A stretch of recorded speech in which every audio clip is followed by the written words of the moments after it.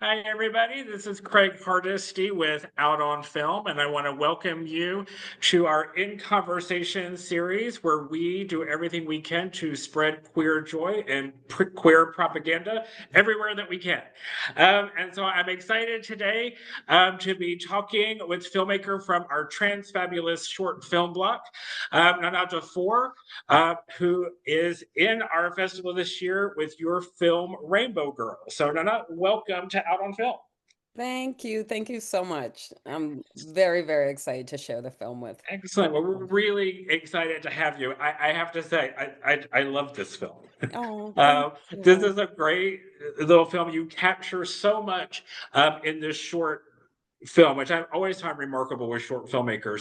So tell us a little bit about where did Rainbow Girls come from and what made you decide that now is the time to tell the story?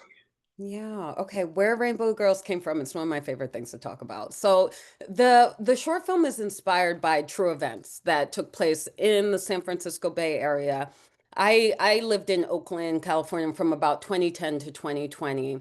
And during that time, what I witnessed was certainly like the rise and swelling of the tech industry in the area, the increase in housing prices, and a lot of folks being displaced and unhoused, folks who were working, folks who had stable employment, and a lot of people moving out of the Bay Area. Now, at the same time, I also had a friend who was working in retail in downtown San Francisco, and was getting trained and came home from training one day. I was like, how'd it go? And he was like, great. We did all this security briefing and we had this very long briefing on what to do if the Rainbow Girls come in. And that was my first time ever hearing of them. So I'm like, Okay. who are the Rainbow Girls? And what I learned was starting around 2013, there would be these swaths of mostly young Black, like late teens, early 20s, young women, cis and transgender women who would squat up in large groups, enter stores like Gucci, Prada, Burberry. I mean, the most like bougie stores you could Right. possibly think of with no mask, no cover up, and just snatch as much stuff off the walls as they could get their Yeah. hands on and bolt. And ever since the day I heard of them, I was like, I'm fascinated. I'm rooting for them, and I think there's a story here. And so kind of rested in the back of my mind for many years until eventually it felt like um, now's the time. Now's the time to make it. And so, yeah, that's how it came to be.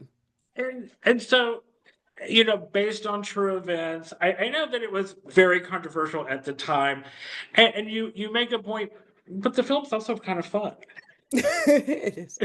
I'm I mean, glad to hear that. That's the feeling we want to, yeah. yeah. Yeah. So talk a little bit about that choice. I mean, you could have made something very serious, Yeah. and you make a serious point in a really fun way. Kind of tell us about how you came, the choices that you made narratively to go in this direction.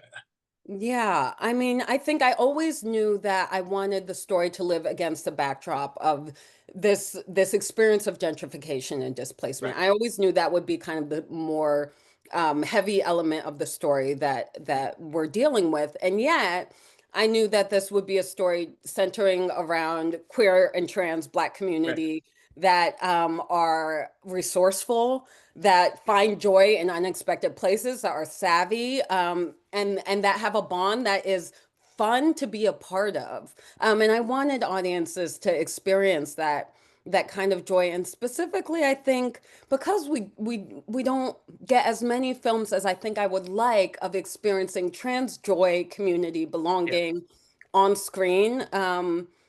I wanted our community to be able to have fun while Yeah. watching this film, you know? Yeah, and I think that part of it, kind of what strikes me with your film and the other films in the shorts block, and we talk about this a lot in Out on Film and in queer film festival circles about owning our own narratives. And I think in this film, you really own the narrative. And for somebody watching it, it's both very empowering and really quite exhilarating. Mm. So I'm curious, like for you as a filmmaker, what is that experience like for you to like I'm gonna own this narrative and it's our narrative. Yeah, I mean, what for me, like I was a teenager with sticky Yeah. fingers myself. And so there is something also just thrilling and exhilarating and empowering about taking things that uh oh gosh, this is going off the rails. It's okay. I would just tell you, I am desperate to set a Waymo on fire, so no judgment here. Okay. There is something about these objects, right, that are very much objects that symbolically, but in terms of just the sheer cost of them, Yeah, represent a kind of demarcation in terms of who has access to these yeah. objects, right? Who they're for, who they serve. And I think there's something very exhilarating and empowering about being perhaps maybe a member of a community that the object was not designed for, but you are taking it and you are taking a kind of ownership of it. I know I experienced some of that in Yeah. my in my Sticky Fingers days, and I always imagine for the Rainbow Girls, for those characters, they Mhm. experience a thrill and an exhilaration and a sense of agency, and empowerment also in the taking of it. And I want the audience to experience it with them.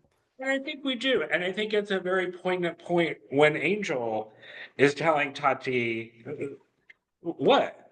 This isn't for us. Yeah. You Yeah. you know, we're not in this world, and they don't want us in this world." I mean, it's a very kind of poignant moment where they're Yeah. just like, "Come on, girl." Yeah, I really love that moment for Angel's character because I think um there's something really important about pointing to how absurd it is to ask certain people to play by the rules in a system that's Yeah, completely rigged against them right, and to right. insist on that. And Angel is saying, like, no, we are not playing by those rules. You Right, and know? we're playing by our rules now, Yeah, which is the point is, you know, it is empowering to decide, we'll play by our rules. This is yeah, our world too. yeah, I think Yeah. so. And the agency that you give them or that you portray, maybe they have it, but there is an agency that they all embody. So talk a little bit, and the juxtaposition, because you have, these trans women in these roles. You have some who are in the store, Yeah, you, you know, yeah, and some who are not. Kind of talk about that kind of juxtaposition of being in the world and not in the world. yeah. Yeah, I mean, we have Tati, Angel, and Gemini, who are all I imagine like characters who kind of come to this for some similar reasons and also for reasons that may have to do with for Tati it's very much rooted in trying to get some money, having Right. lost Yeah, oh, I'm giving away too much, but that's okay. trying to get some money. And Yeah, I think that's a major incentive for all of them, but I think they all have their own relationship to how they're thinking about systems, how they're thinking about power. And then we also have Tati's boss, who is like yeah, played by Nava Mao, a brilliant actress and a good friend and one of the executive producers of the film. Who it's like if you know, you know, is also yeah. a trans woman in this Yes. space. Um, and I imagine for her character, Nava and I talked about like what would be her motivation for hiring Tati? What is her motivation for how she relates to the customers and this environment and navigates the world? And I think for her character, it's very much we imagined her backstory being much more of a kind of pull yourself up by your Sure. bootstraps, like a little bit more invested in a kind of respectability politic, Right. and that having served her in certain ways. Because I think we also know what it feels like when you're told to look a certain way, behave a certain Yeah. way, perform a certain way in order to get what you need, access to what you need, whether that's employment or whatever. And so it's meant, I think these characters are meant to represent kind of different sides of the coin, but people who are taking different approaches to being able to have the kind of lives that they want for themselves. And one of the things that I think happens quite well is you are able to show both the consequences of the systems that we have. I mean, with Tati and her mother, um, but also the absurdity Yeah. of the systems that we have. I'm I'm glad you said Yeah. that. I mean, because it is absurd, but there are very real consequences for people, particularly for trans women. Yeah.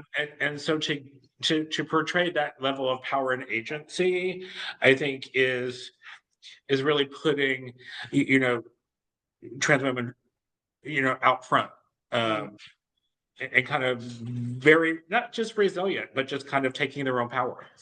Yeah. And Yeah, I feel like I have to give a shout out and a thanks to just the incredible trans women who poured into this project. yeah, Especially I think coming into writing this as a cisgender woman, knowing that when the reporting on the Rainbow Girls was happening, the media was very quick to point out that they were trans. yeah, And so for me, I felt like rather than kind of resist centering them in this story, let's let that be the center of the story, like yeah. trans friendship. And though, like, my experience limits me in certain ways of being able to tell that story. And so the actors who also served as script consultants on the film, like Nava, who also gave incredible script notes on the film, all were really open and willing to bring their own experience to be like, also this feels more authentic for this character. This character would never say this thing, that kind of Yeah,